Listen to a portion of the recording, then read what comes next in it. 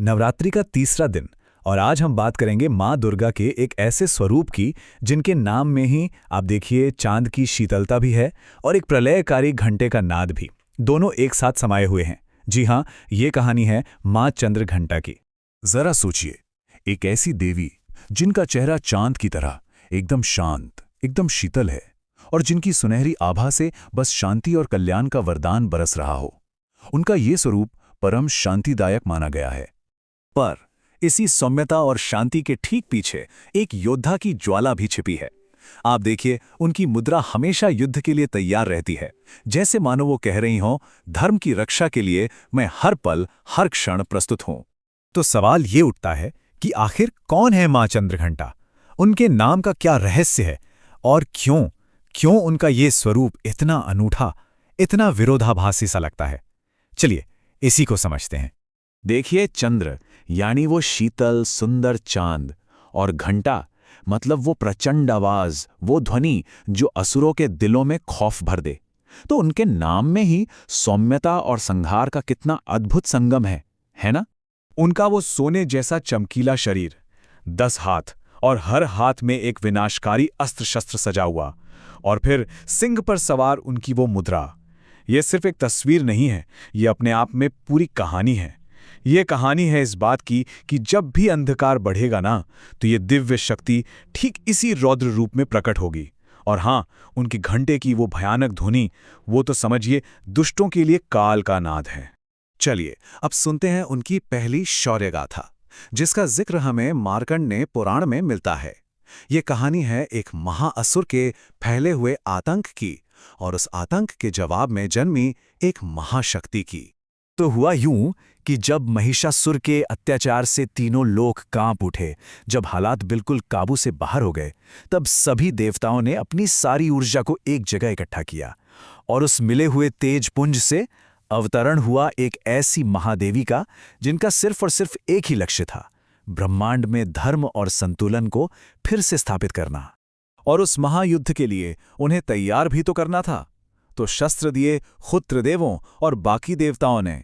भगवान शिव ने दिया अपना अजेय त्रिशूल, भगवान विष्णु ने अपना सुदर्शन चक्र, इंद्र ने दिया वो खास घंटा जिसकी आवाज से असुर बहरे हो जाएं, और सूर्यदेव ने दी अपनी तलवार की चमक और सवारी के लिए शक्तिशाली सिंह। और इन्हीं दिव्य अस्त्रों से लैस होकर मां ने महिषासुर का वध किया और तीनों लोकों को उसके आतंक से आजाद कराया।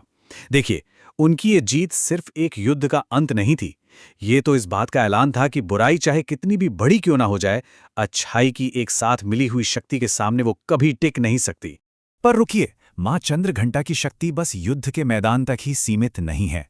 शिव पुराण में उनकी एक और कहानी मिलती है, और ये कहानी दिखाती है कि वो कैसे शांति और सौहार्द की भी देवी हैं।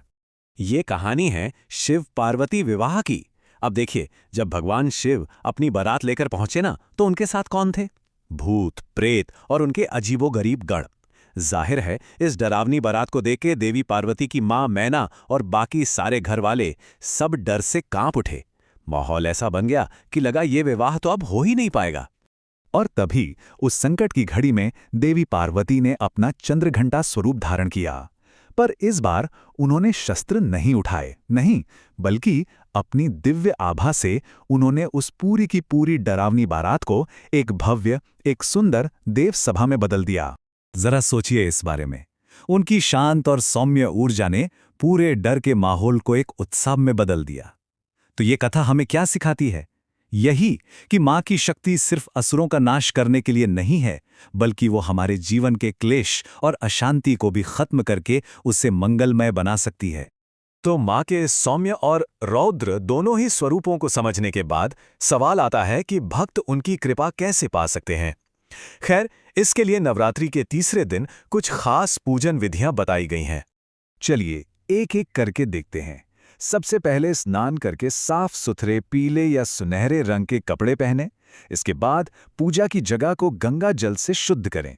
मां को पीले फूल, खासकर गेंदे के फूल बहुत पसंद हैं, तो वो उन्हें जरूर चढ़ाएं।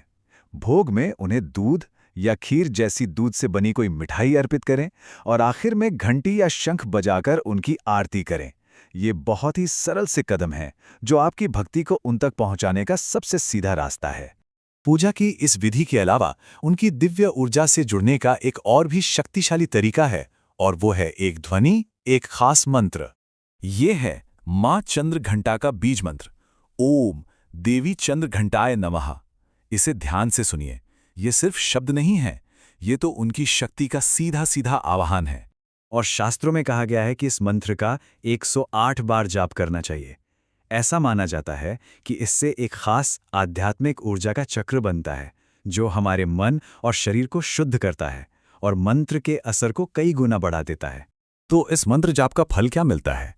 सबसे पहले मन से हर तरह का डर खत्म हो जाता है, एक जबरदस्त साहस और आत्मविश्वास आता है।